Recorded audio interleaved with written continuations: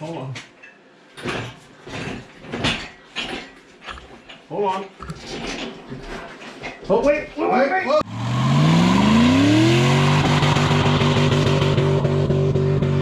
Sounded really nice.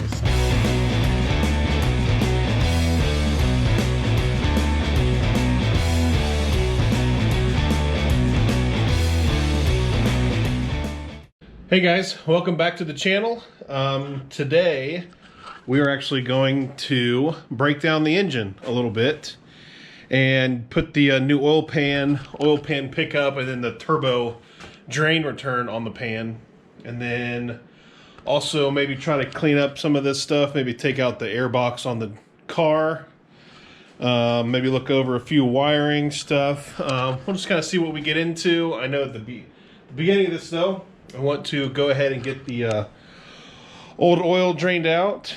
I'll go ahead and break down the lift and get it out of our way. And then we can flip this thing over and pull the oil pan off and take a look and see. I haven't had the oil pan off since I bought it from the junkyard. So we're going to take a look at it and see how good the bearings look, or at least what we can kind of see. I'm not going to really take any of the caps off or anything, so just look for heavy marks. I've changed the oil, and I know there's no real metal or anything on the oil, and it runs fine, so shouldn't be any surprises. But yeah, gonna start tearing into it. I got the engine hoist back up and out of the way, and I've moved the motor over just a little bit here. Went ahead and pulled the oil filter off, and I don't know if you can see that oil. It's a little milkshaky. I don't think it's water. It smells like, I mean, the oil smells like straight gas.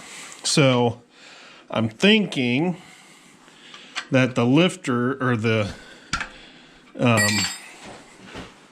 not the lifters, obviously the injectors are leaking pretty decently into the oil. I'm gonna drain the rest of it here and hopefully catch most of it, because the drain plug is like lined up perfectly almost with this engine stand. But I'm gonna go ahead and drain this oil real quick. We can see kind of what it looks like. I'm gonna set you up here. Hopefully you don't just watch me dump oil everywhere right now. But we'll see here.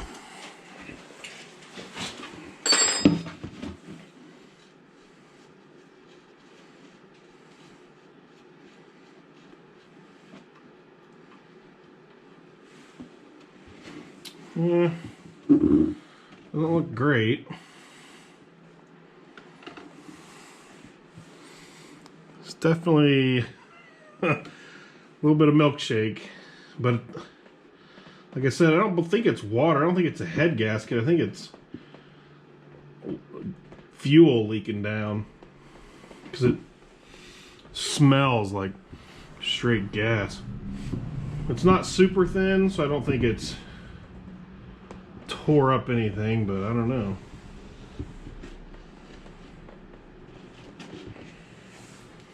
Let this drain for a minute, and then go ahead and flip it over, and maybe we'll take a look at a few things.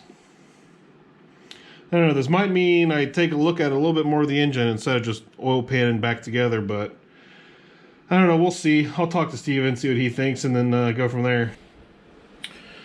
Alright, so there's the oil that came out of it. It's a little creamy, a little too much for me, but I don't know. Like I said, it smells like gas, and I'll go ahead and get this thing flipped over, and then kind of take the oil pan off and just kind of go from there.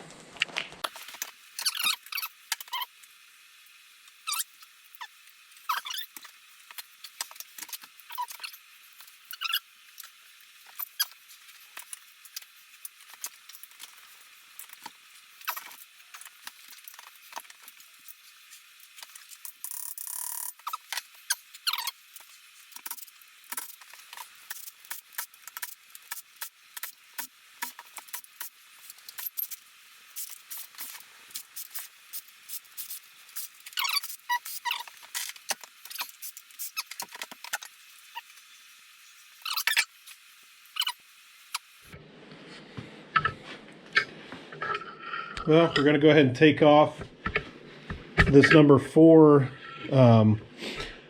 main cap to look at the bearing. Since the oil was pretty milky and stuff, we wanted to go ahead and take off one of these main caps. We're also going to take off this rod cap here and check out the bearing. I already got the bolts loose on this, so I'm going to pop it off and I don't know, see what it looks like. Might need a rubber hand mallet. Oh yeah, you'll definitely need that. Did you have they seen how bad the oil was? Oh yeah.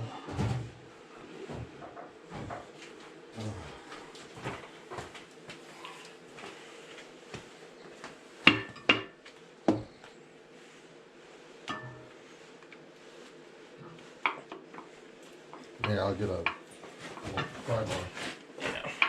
You getting it? No, go ahead and get it.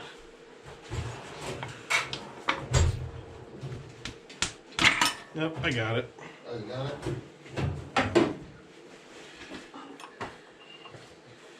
Did the bearing stay or come with it? That's... It stayed.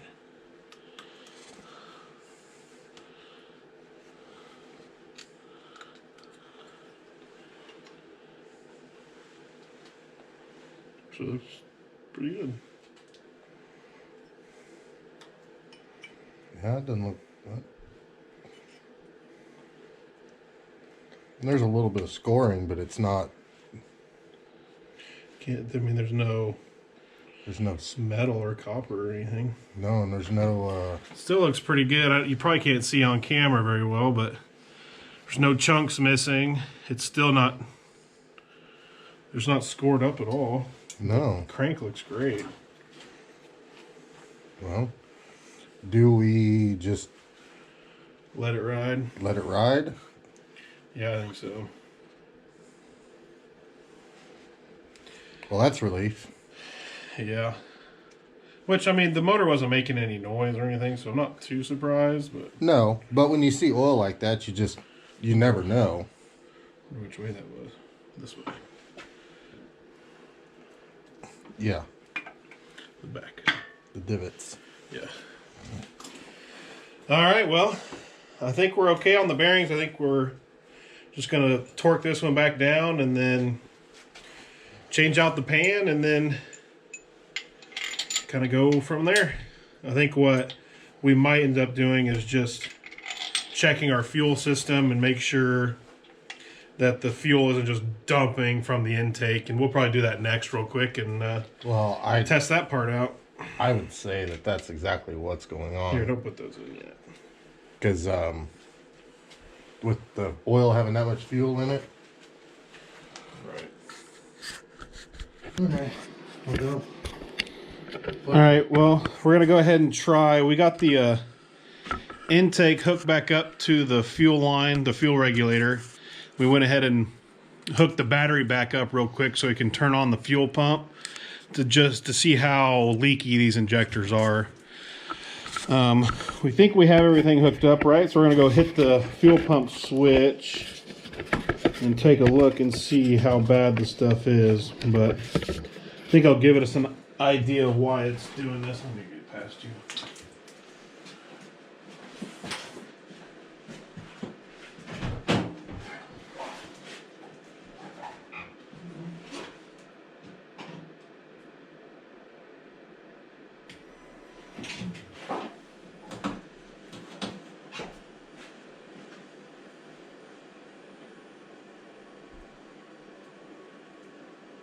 I got nothing on this side. What's the pressure? 50? No. Yeah. Like 51, 52. I'm gonna get past you. Look at the other side.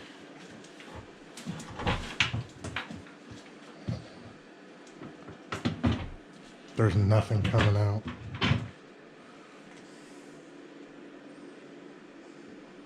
Not a single thing, huh? No. Neither over. It's perfect. I mean, the rail's leaking. No? Right, but that's what it's been doing. Yeah.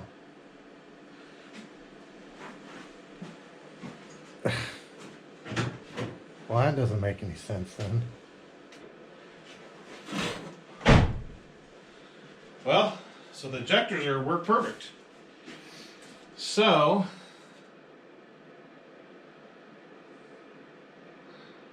looks like we might need to put head gaskets on this engine. Either that or just moisture got in it, but it's a lot of moisture. Unless the fuel and there's blow by.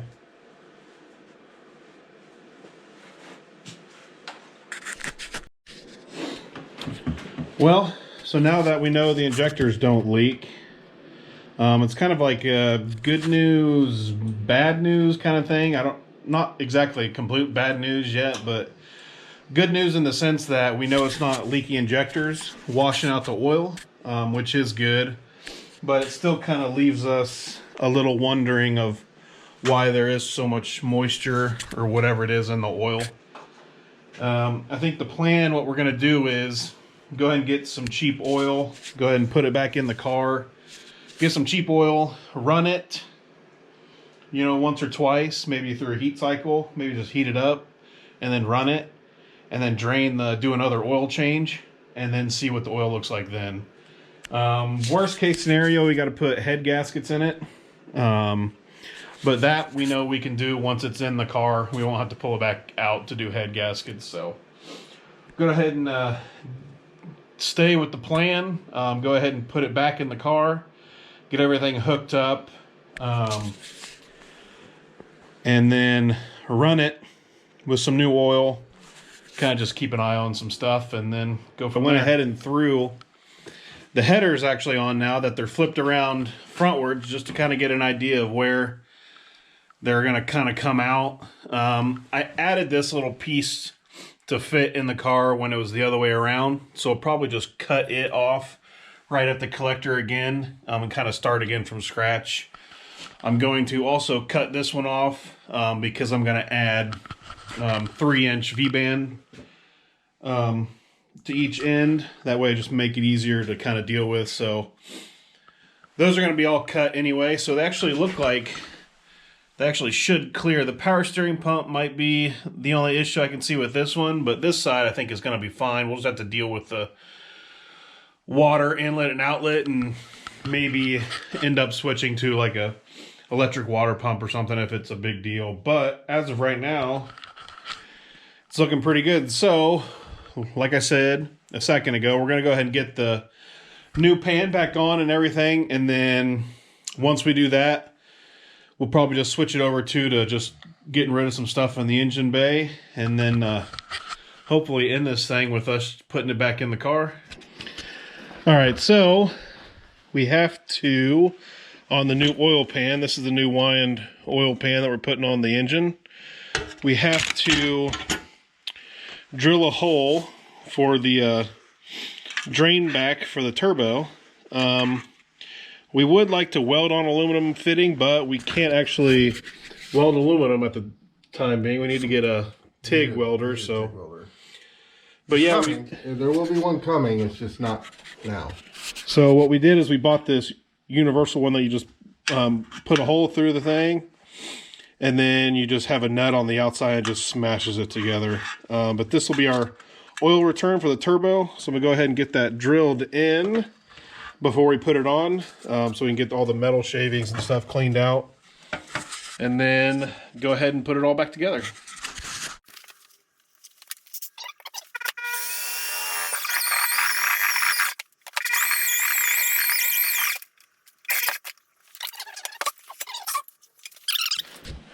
All right, as you can see, the turbo drain back is now mounted in the pants. We're going to go set it on just to see kind of how it looks. All right, so we went ahead and threw the pan on the engine just to kind of mock it up. I mean, we set it next to the stock pan. It's like that much shorter. So it's like 3, maybe 4 inches shorter than the factory pan for the truck. So no problems there, clearing the ground and everything else. So we're going to go ahead and get the windage tray on it, the new pickup that we got for this thing, and go ahead and get it mounted. That way we can start moving on to the next thing and cleaning up a few things on the interior of the engine bay, and then stabbing it back in the car.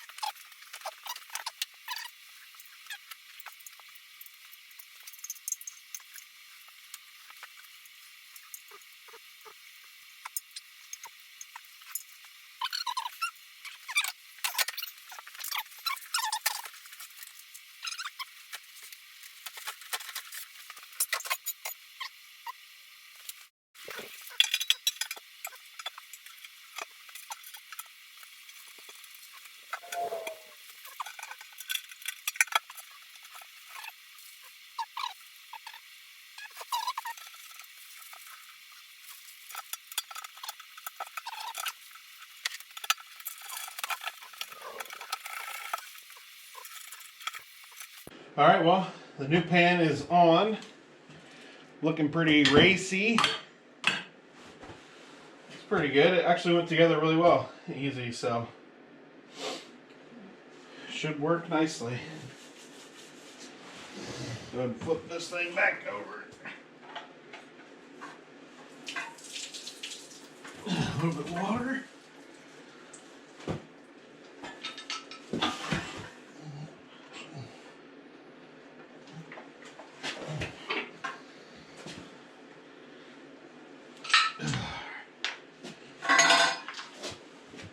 What was it?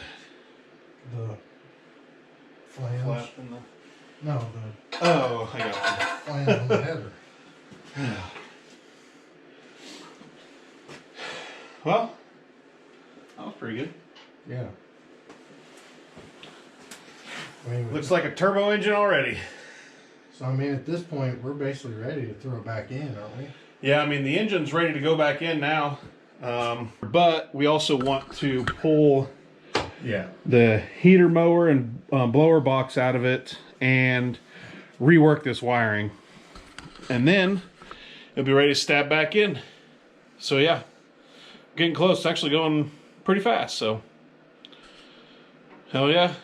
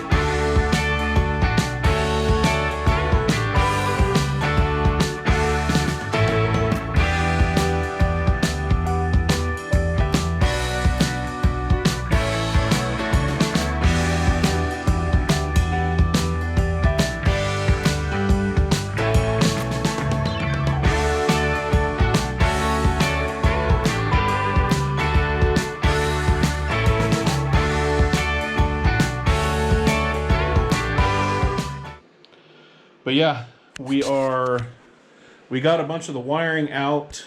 We kind of cleaned up the stuff that goes behind the engine. Now there's only a few wires that go back there. We still kind of have the computer wiring to deal with. But we, now that we got the blower box and everything out, we're going to go ahead and proceed with putting the engine back in. Put these wires back over it, and then fix the fuel pump wiring, and then route some of these wires cleanly back around the motor, now knowing that we don't have to pull it back out. That way we can do it right and clean, and we don't have to worry about the engine coming in and out, at least right this second. But yeah, we're going to keep plugging away, probably get this motor back in, and then, I don't know, move on to the next thing. Keep going on the turbo stuff. That'll be the next big thing. But we do now have to figure out, you know, is this engine hurt too bad or not? But I don't think so. I mean, it runs good, so worst case, it's head gaskets, so that's no big deal.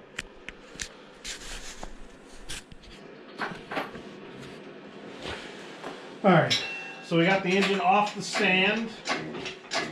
Just gonna try to lift it up just like we did before, just swing it into the engine bay and hopefully go back in like it came out. Probably go in a little easier, honestly. Yeah. I mean, Honestly, we don't even have to lift it up as much because the oil pan's on us. yeah, it's not near as deep. Nah, it should go.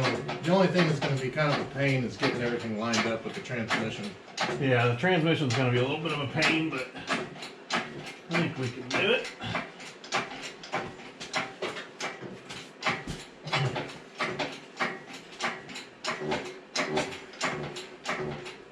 It's probably high enough.